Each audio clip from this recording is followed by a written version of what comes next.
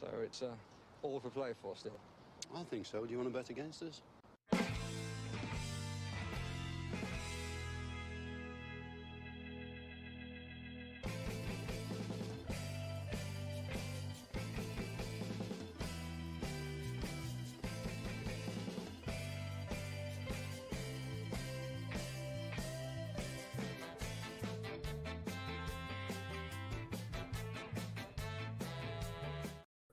Hi, everybody, and welcome to For the Love of Paul McGrath podcast.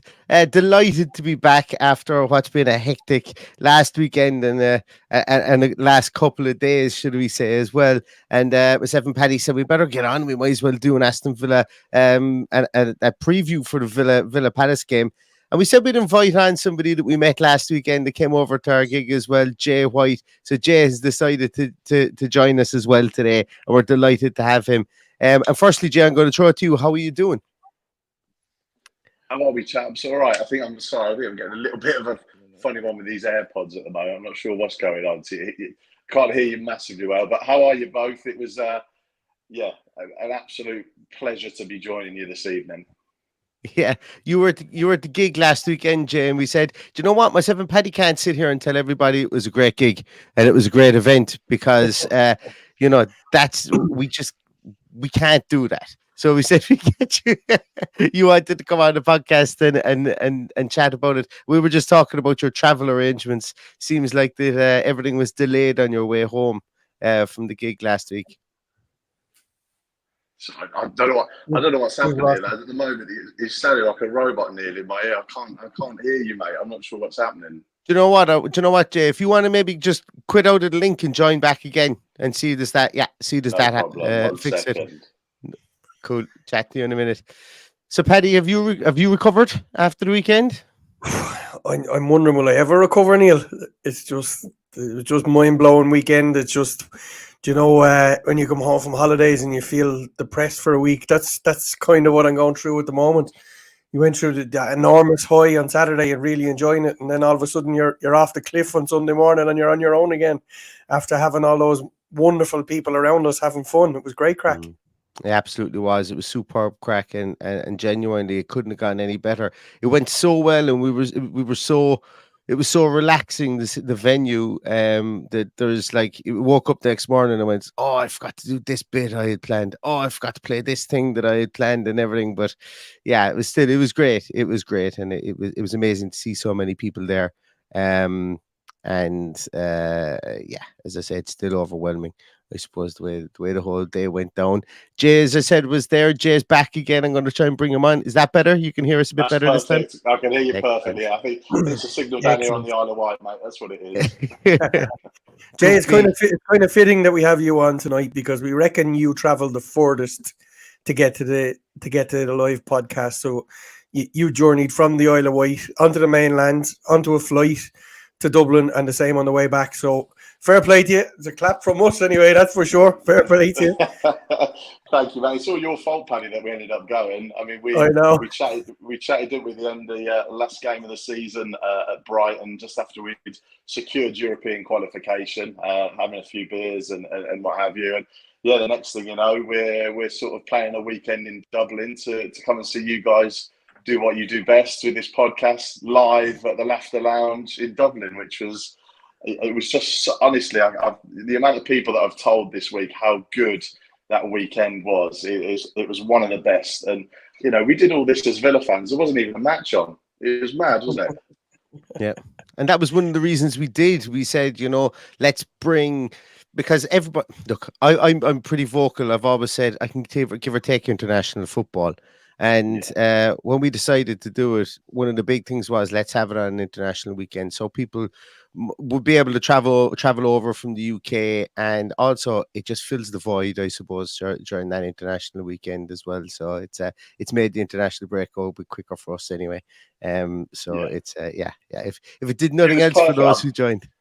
I'd never been to Dublin before, myself and my partner, so for the opportunity to come over, it sort of gave us that reason if we did need one to come over, and I think we made the most of it, and we certainly did on Saturday at the event and the gathering afterwards. It was fantastic, and honestly, chaps, hats off to you for putting that together. You know, I know how proud you were on Saturday, and you know, from myself and everybody else I've spoken to, it was something special. It really was. Thanks a million. Thank you for that, Jay. Well, I'm kind of guarded as to say what happened at the weekend, because as a couple of people have asked, you know, when's the video out and when are we going to be popping it up on YouTube?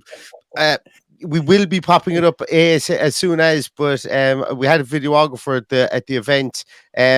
They're producing the video at the moment, and there's just been a couple of things with regards to the edit that we're just waiting on at the moment. But as soon as we have it, we will pop it up, and we're going to pop it up in segments, because it was a 2.5 hour, almost 3 hour conversation. And I must say, you know what, I'm going to pat myself in the back and say, I managed time well for once in my life. I managed. Only because the bouncers were waiting to throw you out as soon as the time was up. He was quite a big guy, all right. Yeah, he was definitely going to take me in a scrap. But yeah, as I say, I didn't care. I said I had to do something with the time, and I brought the phone up on stage and kept it beside me at all times. It was like I think I called it my emotional support phone for a while at one stage. But it was, no, as I say, ran smoothly. So when we do put it up on YouTube, it will be broken down into segments as well. You know, just to make it easier for ease of digestion. I think that's the way that we will pop it up as well. But Jay, you had a bit of on your way home. All the flights were delayed out of Ireland. I know a couple of people who travelled over from the UK had some wild and wonderful stories about trying to get home. Yeah, so obviously living on the Isle of Wight, we're governed by that stretch of water. So as Paddy said, you know, we get the ferry over. We stay over at the hotel the night before, just because you don't take the risk with the weather and the ferries here. We flew from Bournemouth, so pretty easy. But yeah, coming back, to be fair, we were in sort of one of the bars around the Temple area on Sunday afternoon, thinking, do you reckon we could squeeze another night in? What do you reckon? Do you think we could stay? But yeah, we obviously had to come back, and yeah, got to the airport and flights were delayed. Apparently, I got a video through a message through saying thunderstorms in Dublin could impact your flight. I'm sort of looking out the window thinking, okay, can't see any storms. But yeah, we were delayed by around a half hour, 45 minutes, and it's only an hour flight. But yeah, we got back safely and sort of stayed in Bournemouth. So yeah, all was good. Yeah. And that's it's the thunderstorms didn't just play havoc with flights. I think they played havoc with Rory McIlroy as well at the weekend. But less said about that, the better. In the Irish Open golf. Yeah, in the Irish Open golf. But I just wanted to say as well to everybody, I'm looking here in the chat as well, the amount of people that, you know, are putting faces to the names of people there in the chat, and every one of you that were at the gig. It was absolutely fantastic. It was a blur at times, but you know, when I woke up on the Sunday and I went, oh yeah, that was Paul, oh yeah, that was Mark, oh yeah, that was Ali, you know, oh that was this person, that was this person. And I remember being above at the bar in the grand social for the after party, and someone came up and offered me a beer, and I'd had a couple at that stage. Now I was maybe touching on to double digits, and I said I just turned and I went, let's test my memory now, let's see, are you? And then I fired out a name, and it's just the first name that came to my mind, and he was like, I am. And I was like, oh Jesus, thanks be to God, I got the name right. You know? So it was but that was absolutely excellent. That after party in the grand social couldn't have gone any better as well. I remember going in the door of the pub and looking to buy a beer on the ground floor, and they were like, no lads, you have to go up into your area above. And I was like, come on, I just want to fucking buy a beer, bring it up with me or whatever. And then of course when we went up onto the rooftop area and saw it was like something, it was like a rooftop party in New York in like the mid 80s or something like that. It was absolutely class up there, and the sun beating down, and except everyone had village shorts on. Except it was mad. I took a couple of videos and sort of sent them to my pals who've got season tickets with here on the island and up in Birmingham, and they were like, what's going on? This is just absolutely amazing. Like, so it's just a sea of claret and blue. I turn around, Paddy's on a bench starting to sing song with Ian Taylor. I'm thinking, you know, this is not a bad weekend, is it? No, absolutely. Even the videos outside the venue, like we were inside for about 1:30, I'd say, Paddy. Yeah, it was 1:30 when it opened, and the gig didn't start till 3. And next thing I got a video from one of my mates who was at it, and it was the queue outside was going all the way down around the block and wrapping all the way back down to the Lewis stop again. And we're just two Aegis in our bedroom, as I said about 15 times, Paddy. It was super. Paddy said to me, he said, look, make sure you get there with enough time. So, we did in Dublin as part of the weekend, we did the old Viking tour, which is the duck boat sort of thing, which was great fun. Even not so much with a hangover on that Saturday morning, but before the event. And we wanted to get there sort of plenty of time. So I'm saying to my other half and our friends, come on, we need to get there, get in the queue. I want to get good seats. And literally as we arrived, we were sort of fairly near the start of the queue. And then, I'm not joking, just this sea of claret and blue sort of came in. And as you said, the queue was stretching down the road, and it was just brilliant to see. It really was. Super. It reminded me of the queue outside the Aston Tavern about 10:30 on a Saturday morning, waiting on the bar to open. It was just amazing because we were inside and we didn't get to see it. It was great to see the photos and the videos afterwards. But look, I think it's safe to say that we've had an amazing reaction. I hope it comes across on the video and people get to enjoy it. But it was a lot more than just a show. We had a night on the Friday night, Jay, and we had a couple of beers. Probably we did, at least one too many, trying to get some sleep before the gig, but that had to be done too. Yeah. It did. Well, it was our first night in Dublin. You know what it's like when you go anywhere, especially somewhere new. You're excited. Do you know what I mean? And I was on the message to Paddy and Dan Bardell and the guys. Where are you? We're just going to get some dinner and we'll come and meet you. And we ended up at one of these O'Donoghue's, was it? I think, Paddy. Yeah. One of your local haunts, no doubt. It was brilliant. It just really sort of, kick-started the whole sort of atmosphere of being in Dublin, but around great people with all this common interest of Aston Villa, and like you said, Neil, as well, meeting new people as well. People that you'd probably exchanged tweets with and Instagrams, but never actually met. Yeah, that was one of the big things for me. Yeah, absolutely one of the big things for me because I think I said something on the live pod as well that and it got a bit of a reaction as well, the amount of people that were at that would have been the only Villa fan in the village, in Ireland. And it was like for me anyway, of my age group, I was the only Villa fan as well. So, to have nights like that is good to be in a group of a lot of people that are following Villa and to have the chats. And look, not everybody gets to get over as often as others. And there's some people who've never been to Villa Park, or there's some people who have it on their bucket list and stuff like that. And to have a meetup like that is just fantastic. Absolutely fantastic. And people are asking here, I'll be over for the next one. Hint, hint. Yeah, that's that. Well, this is it. We're waiting now. We're waiting for hashtag 2020 for Dublin 24. That's what I'm waiting for. Let's make it an annual event. I'm all up for it anyway, as long as my legs will hold me up. I'm up for this as well. Honestly, I think I know we've talked about it. To see what best part of 250, 280 Villa fans all there.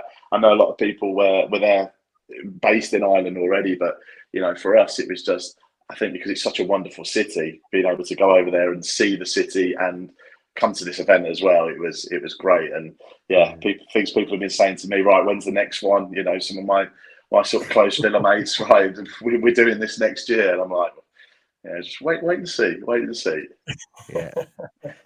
Jay, I'm drawn to the two jerseys behind you. And the one the kind of the rugby shirt is really tickling my interest there. There has to be a story behind those. There is a story behind that. That is Paul McGrath's old training top. I was looking at it. Was there 5 AST computers? It must be. Yeah, it is. It's where is it there? So 5 AST computers.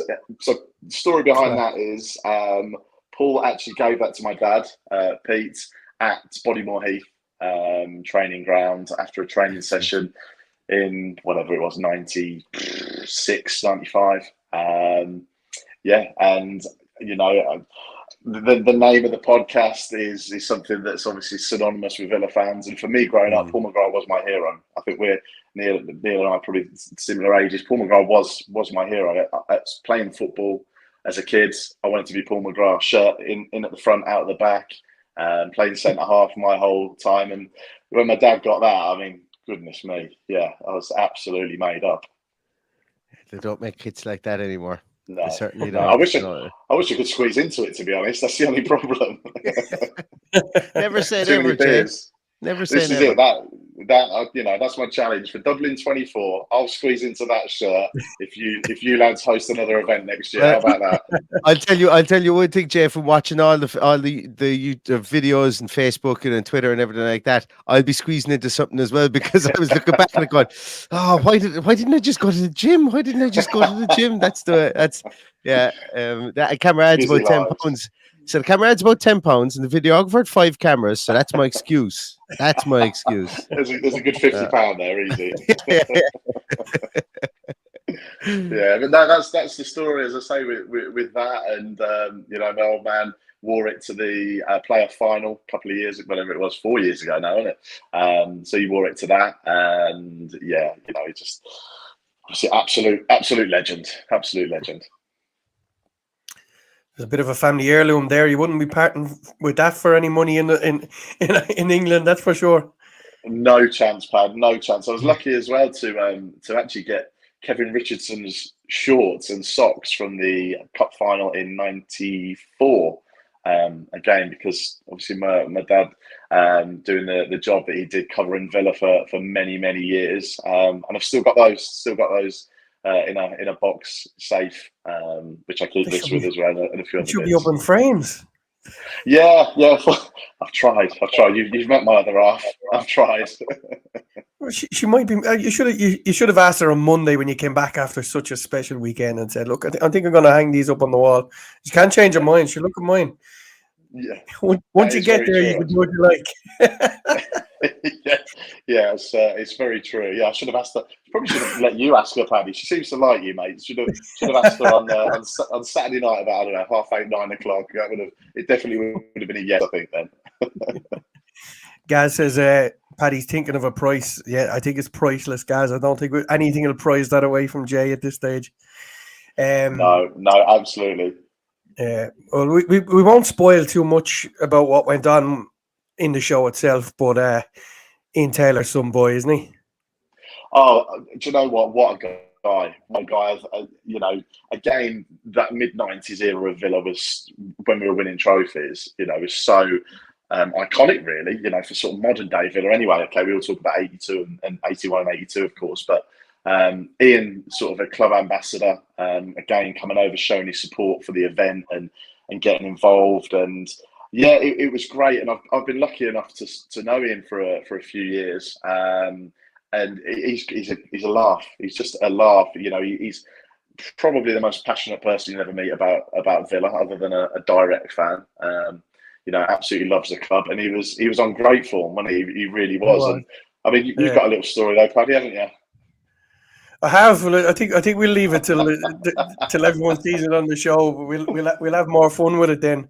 But I think the overriding thing from Ian was it definitely wasn't what he was expecting to turn up to on Saturday. And when he saw close on 300 people there, I think he was a bit taken back himself. I think he was honestly chatting to him after the event, as we all were. He was like, oh, I can't believe this. I thought I was. He goes, I said yes a few months ago or whenever it was, and then obviously Dan was messaging him saying, you're looking forward to the weekend, and he was a bit blasé about it. But I thought, I'm going to Dublin, aren't I? What could go wrong? And you could see he was genuinely sort of like blown away and gobsmacked by the amount of people in that laughter lounge that were sitting there, and then his reception. Okay, won't spoil it, but his reception when he came on was, I think that took him back as well. Yeah. Sorry, guys, but for some strange reason, my computer restarted. Tonight's the night of technical issues, it seems. But hopefully, you're next, Paddy. You're next.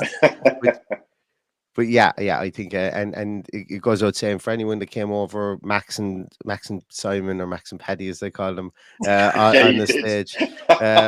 Max and Simon, Dan, Adam from the Struts, and Ian Taylor. You can't pay anybody enough for their time. And they were all just so generous with their time. It was absolutely fantastic, So I appreciate absolutely everything. Great lads, Max and Simon and Villa on tour lads. Really, like you say, great to see them supporting it, and Dan as well. Yeah, real top people, good Villa people. Yeah, absolutely, absolutely. I'm looking forward to getting the edits out now as soon. So hopefully hopefully we'll get something out over the weekend or as soon as possible. We get them out. The only thing I was worried about was imagine if we went through 3 hours and realized, oops, forgot to put a battery in the camera or something like that. That was the only thing I was worried about. So there is footage. That's all you need to know. There is footage. It's just about making it look proper, as they say here. But speaking of things at the weekend, Villa have a game at the weekend. Back playing Palace, back playing that wily old fox, Roy Hodgson. Just doesn't know how to give the game up. He'll be carried out of the game of football, I'd say, on his shield when the time comes, and hopefully it doesn't come too soon because he's a real football man. And whatever people think about him, he's part of the last of a dying breed, I think, really, with regards to how he approaches the game. And Palace are ahead of us in the table at the weekend, so it's going to be quite. I think it's going to be quite an interesting encounter, because Palace have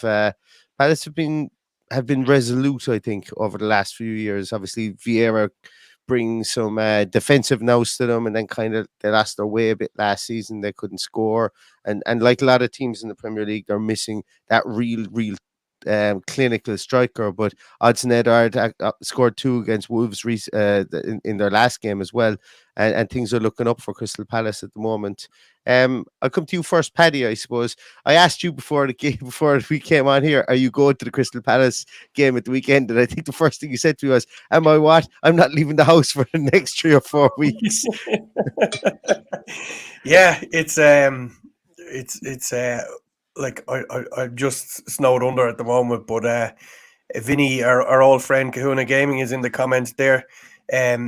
He's actually using my tickets this weekend, so he's going over with his mates, and they're going to have an absolute ball, I'd imagine. But the answer to your question is I literally have nothing booked except for Amsterdam, and I'm not going to get tickets. So I'm wondering now, will I even bother going? But I said it to my son earlier, and he's like, "Oh, I think we'll go anyway." But I'm like, "Oh God, okay." So we might go and enjoy the Amsterdam street party with the rest of the Villa boys. I'm glad you said street party. Street party in Amsterdam. Yeah. Well, that seems to be the way it's going. So we'll we've our hotel and our outward flight booked. So we'll see. We're just waiting on he's starting college, so we're waiting on his timetable on Monday to decide what to do with that. But other than that, I've nothing booked. I will probably go to one of the other home European games. But yeah, I think I've a bit of planning to do about a new show in the new year, and that's how we're going to beat this one is going to be a bit of a head scratcher. So we'll see what happens when we go exploring. I don't think we'll have any problem with Ian Taylor coming back after the great weekend he had this one either. I think he's already booked his flights. doesn't even know a date. He's fine. He'll be there. And actually, one of the things that come across, we barely actually spoke about current Villa. Barely spoke about Villa, I don't think, actually, in the podcast, for a Villa podcast, if I remember rightly. But Jay, the weekend, Villa, I think the biggest thing Villa are battling at the moment and will be battling, and look, it's the risky run when you've got a threadbare squad, and I said threadbare in a loving way, as in, like, I'm not complaining or anything like that, but we do have a couple of injuries at the moment. We have a couple of people coming back, and I think that's really what Unai Emery's biggest problem is going to be at the weekend. Is Moreno fit enough again? Is Diego Carlos's little hamstring injury he picked up, is he over that? I think tomorrow will tell an awful lot with regards to the to the press conference as to who's in, who's out, and who's going to be able to lace up their boots come Saturday at 3:00. Absolutely, I think it's. Look, I don't think we can underestimate the impact that the injury in the first game to Mings has had, to be honest with you, on that squad. I think certainly in that game we looked shell-shocked. It's horrific. I'm obviously a big Mings fan, as you can see as well.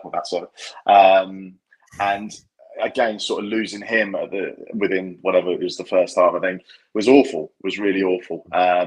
We have been unlucky, losing Buendia as well just a couple of days before. Again, a real player, I think, was just continually improving and growing into the squad and into the team. All of a sudden, we lost that bit of creativity. Coutinho now as well going to Qatar, Saudi, I think, one of those. I know, he hasn't really shone since the early sort of days, and questionable whether he did sort of shine. But again, another creative player. So I think we have been a bit unlucky. Jacob Ramsey, again, what a fantastic young prospect and player he has been. He's been superb for us since he's sort of broken into the first team. Another player who's been injured.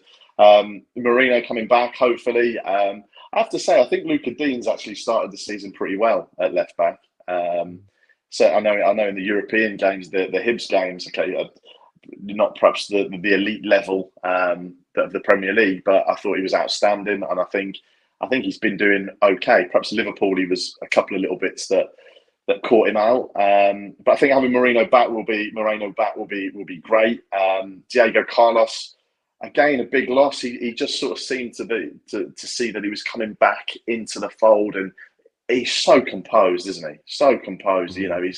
He's built like a brick outhouse, and he is, I think he could be a really, really big player for us. So it'll be interesting to sort of see what happens on Saturday. I think it'll probably be Conser and Pau Torres as the centre halves. Obviously Cash and then Moreno or Luca Dean, as you say, at left back. But I just hope we can. I just wanted to see it get a win. I know it's the old cliche we all do, of course, but Palace are a good team. It's not going to be an easy game at all. At all. They've started the season well. Like you say, Roy Hodgson is an experienced guy who has his team working hard, and they're hard to break down. And look, hopefully the fans or Villa Park will be sort of rocking on Saturday, and we can get behind them. I think it will. I actually think Villa Park will be rocking. I know there's been a lot about ticket prices and stuff like that recently, but people are going to start getting tickets now that we know our opponents for the Europa Conference League.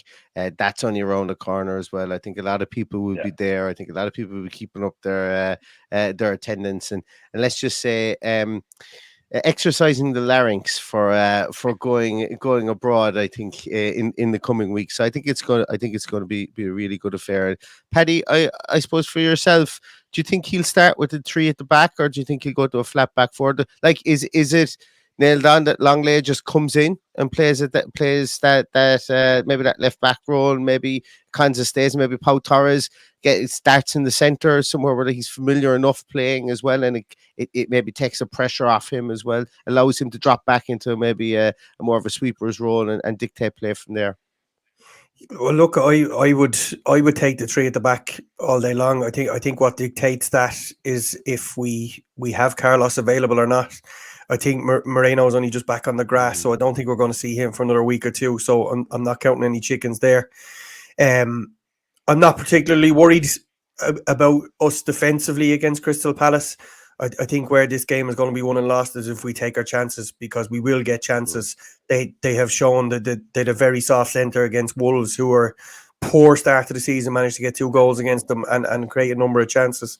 So in attack, you've got Eze, you've got Odsonne-Edouard, who's obviously coming off 2 goals. I'm sure he wouldn't have liked 2 weeks off after scoring those 2 goals when they come. As you say, the wily old fox. There's very few managers in the Premier League managed 2 international teams, Inter Milan, Liverpool, including England and Switzerland and that as well. He's just oodles and oodles and oodles of experience that he will get a tune out of any team that he's put in front of, and that's why he's still there. He wanted to be gone at the end of last season, and then he's given one last swan song if he wants it. Sure, it's very hard to turn it down no matter what age you are. Football he came on for England, didn't he? I think in the week. Was it last night? Eze. Oh, he did. Yeah, he did. He came on late, made his debut. Yeah. So he's probably going to be buzzing from that as well. Yeah. And on the other side is Mark Gay. He's scratching his head. Yeah. But look, there's thought, wasn't it? He might have taken a knock, but yeah, I don't know if it was tactical, but anyway. Yeah, well, it'd be interesting to see if he did take a knock, whether he's fit for the weekend or not. It might open the door for somebody else in there. But look, I think there's a soft, as I said, I think the 2 full backs have been there a long time. I think they can be got at. We saw Zaniolo play for Italy last night, got 70 minutes in the tank. I think Zaniolo starts. I think we'd be mad not to start him. I think this is the perfect game for him to lead into the European assault during the week. So I expect to see him from word go tomorrow. I think it's the perfect game for him to get involved in. Leon Bailey coming back from a long trip from Jamaica is not going to arrive back there till tomorrow morning, seemingly. So he might get Bailey's spot. And for me, that's the only real change I make. I do believe that we saw Emery's first tactical error against Liverpool in not keeping it as it was when he brought on Bailey for the injured Carlos. I thought it should have been Longley, and him double thinking that probably cost us in the long run.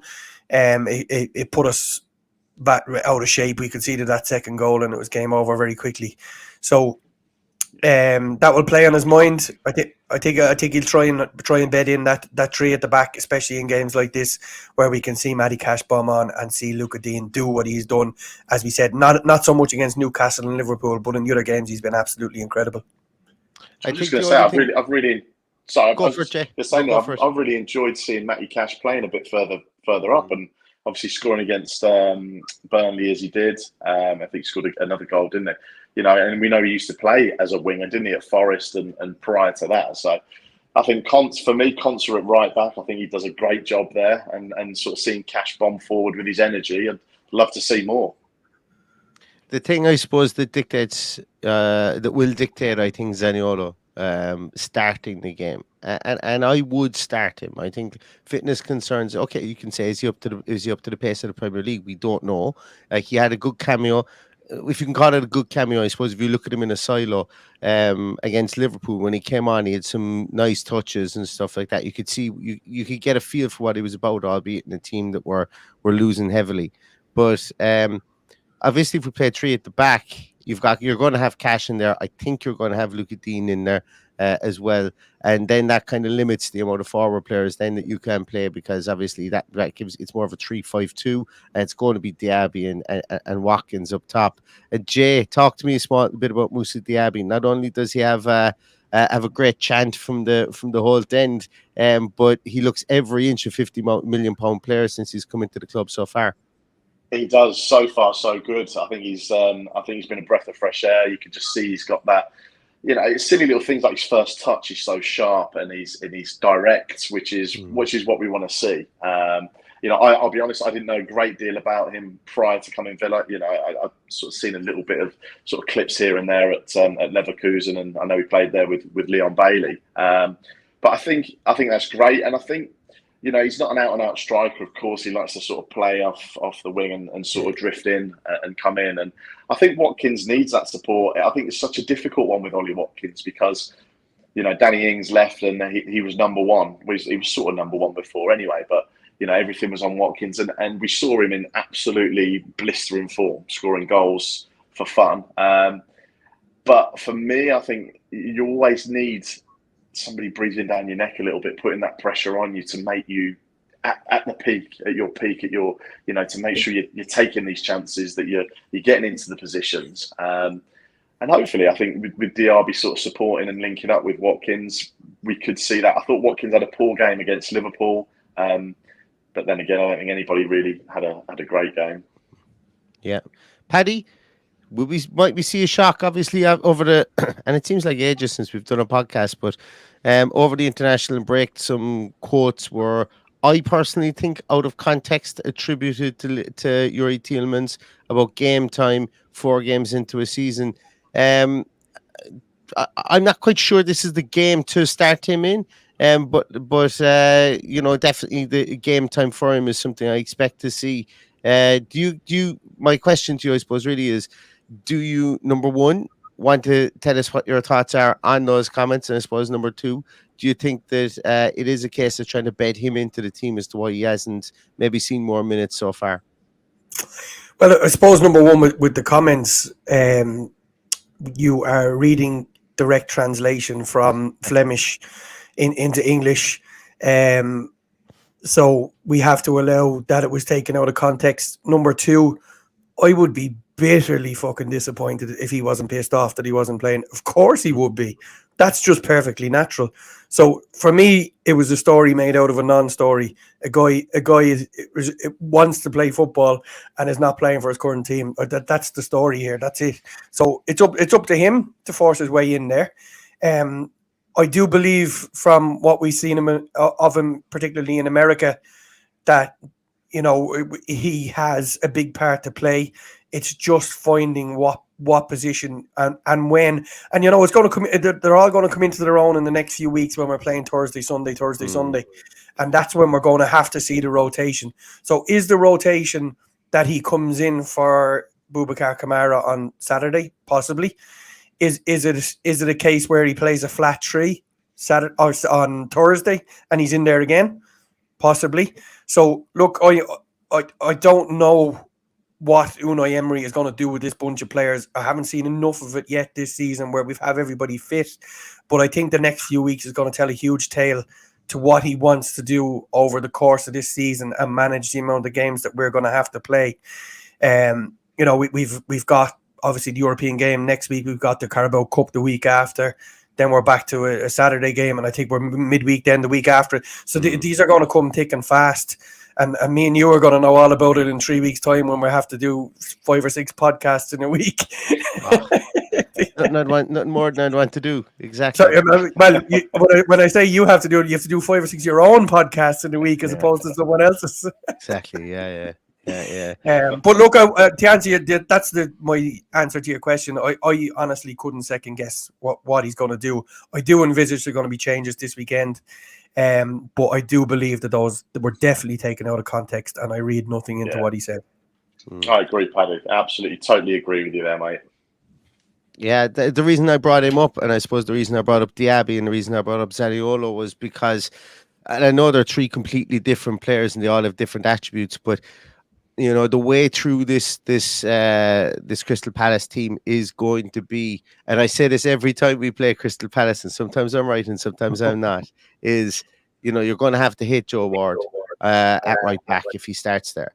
You're going to have Tariq Mitchell blows hot and cold. Usually, I'm going to stay away from saying that I don't rate him, because every time I say that, he comes up with an absolute banger of a game. But there's a reason that Jordan Ayew is a mainstay in the Crystal Palace team. Yes, he comes up with a goal every so often, but he works his socks off getting back to guard and to mind Joe Ward back there. And Zaha used to be somebody that could allow float around up there in the Eze role. That's why Eze didn't, he would come on and he was somebody who was rotated around. But they also play Jeffrey Schlupp further forward as well. Another person who will come back has been known to play left back and he's going to mind Mitchell there as well on that left hand side. So I think it's going to be really important to see what kind of midfield setup they come up with, and also if they do go with 3 at the back, I think it probably suits us better because it would stretch out their forward players, number one. So Ayew and Schlupp will have to go further forward, isolate Eze in the middle, and hopefully we can have Boubacar Kamara and Douglas Luiz can marshal that in there, because Doucouré and Lerma are going to stand in front of the back 4 as well, or the back 2, and almost created as a back 4 there as well. So it's going to be a really interesting matchup, as I say here. And I think going for the 3 at the back with the 2 wing backs suits us, but that also means that I don't think we see Zaniolo start. But what a hell of a substitute to be able to bring on, given. If anybody watched that Italian game or watched the highlights of that Italian game, he was very impressive in that game as well. So I'm really looking forward to this game at the weekend. I thought he did well in his cameo against Burnley, actually, when he came on. He did the old little no-look pass and a couple of other bits. And I thought, yeah, you're right. I thought he was lively. I saw some of the clips as well from the week. And look, how good is it to have players like this now at our club? If full international, we've got a World Cup winning goalkeeper. We've got a forward who's playing for Italy. We've got Dougie Luiz who's in and around the Brazil squad. These international players, John McGinn, at Scotland. It's great. It really is. It really is. Absolutely, a complete another sea change from like 5 years ago. So, or even you go back to 2016 when our main striker was Benin international Rudy Gestede. And no offense to Rudy Gestede, but it's there are levels in the game. for sure. I think we might wrap it up. It's I'm just looking at the time here. We're now 40 minutes in, and it's a school night as well. Jay, what do you think? I presume you think Villa have everything they need to win this game at the weekend?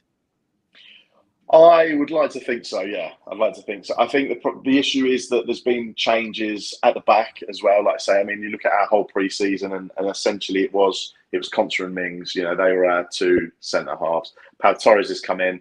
He sort of had to hit the ground running, which has been difficult. So you know, I'm hopeful if we can sort of stay strong at the back and look at our outlets and you know, we know our midfield. We know 3 of the 4 or whatever midfielders that are going to be on the pitch.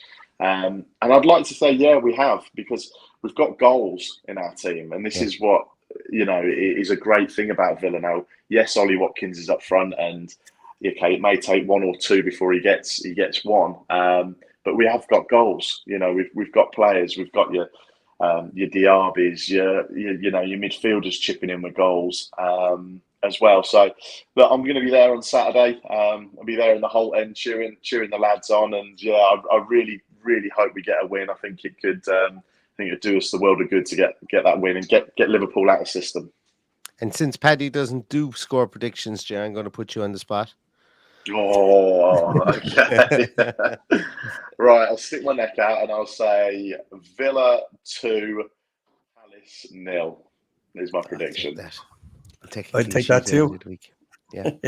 I'll be happy. It'll make my drive back down to the Isle of Wight a whole lot more enjoyable if we win. How long is that drive? Must be 4 hours. No, it's not. Well, it's from Southampton. You can do it in about 2.5 on a good run. So it's but then it's an hour on the ferry, and you're waiting either side. So yeah, door to door, it's around. You're looking at around 4.5, 5 hours. Yikes! Yeah. So I'm going. Yeah. It's a full day. It's a full things day. we do for our club, eh? Absolutely. Yeah. Absolutely. Well, Jay, I must say thank you very much for making the time for us this evening and for popping on. It was, as I said, it was brilliant to see you last weekend, and as I say, it's been wonderful to chat to you again tonight. And I hope Villa do get that 2-0 win for you in the Holt end this coming Saturday as well. Absolutely. Thank you to you guys. Thank you for having me on tonight. It's been a real privilege, and that's it was an absolute pleasure and a privilege to be at the event on Saturday. And I've said it 100 times, but honestly, guys, well done, because it was brilliant. And I'm going to be on both of your cases to get a date booked in for next summer. Okay, so you can try and block my number and block my Twitter and all that. I'll find you. Carry your pigeon. Carry your pigeon. Anything else? Yeah. Anyway, but no, definitely roll on next year. It's brilliant. Well done, guys. Super. Brilliant. Thanks very much, Jay. Thanks, brilliant. Paddy, do you have anything else to say to finish off? No, look, all good. I just want to thank everyone in the comment. They're all making lovely comments in the comments again tonight. Look, everybody we met on Saturday seemed to really enjoy themselves. I hope they weren't just saying that, because if they were just a percentage of the enjoyment I got out of it, they got. I think everybody would have had great fun. It was hard not to enjoy ourselves. And Jay, absolute pleasure to see you at the weekend for the 2 nights. And yes, yeah. I hope you enjoyed your trip to Dublin. I must warn you that the weather's not usually that good all the time. So this is prepared. Be prepared if you ever come back. You won't be going on any Viking trip along the River Liffey if you come back in November or December. I know there's plenty of good bars that I can hide in, mate. Not a problem. Exactly. Not a problem. Yeah. Rumor has it. One thing it doesn't lack is plenty of good bars anyway, that's for sure. Yeah, exactly. Well, thanks for making the trip over, and as I say, we will definitely be letting you know when the next one. I think I'll be safer if it's saying when the next live podcast is on, because we enjoyed it so much that we'd like to be able to do it again as well, and maybe even sooner than next summer. Who knows? We'll see what crops up between now and then. But I think that's going to do it for us tonight, everybody. Thanks so much, everybody, for watching and for listening. If you do like the podcast, please give us a thumbs up. All the YouTube-y stuff that we're supposed to do, thumbs up, subscribe, all that kind of stuff. If you watch anything on YouTube, just what they say do it for this podcast as well, because I can never remember click the order. Here or something. Is it click there or there or there? Yeah, one of them. Yeah. I don't have the production value to be able to do that. So whatever the good podcasters tell you to do it for our channel as well. Okay, because they're good at it. But this is a good one. This is a good one. We will be back with a team sheet tantrum again on Saturday at 10 minutes to 2. And we'll be back with a post-match pod as well directly after the game. And as I said, we'd love to have you, all you guys, along for that as well. Once again, Jay, thank you so much for your time, and thank you. Great rest of your evening, and enjoy your trip at the weekend. And Paddy, as always, thanks a million for peeling yourself off the couch to come and talk to me about Aston Villa. So I do appreciate it. So that's going to do it, everybody. We'll see you again Saturday for the Team Sheet Tantrum and for the post-match podcast. But in the meantime, everybody, stay safe, stay healthy, and all that's left to say is up the Villa. Up the Villa. Up the Villa.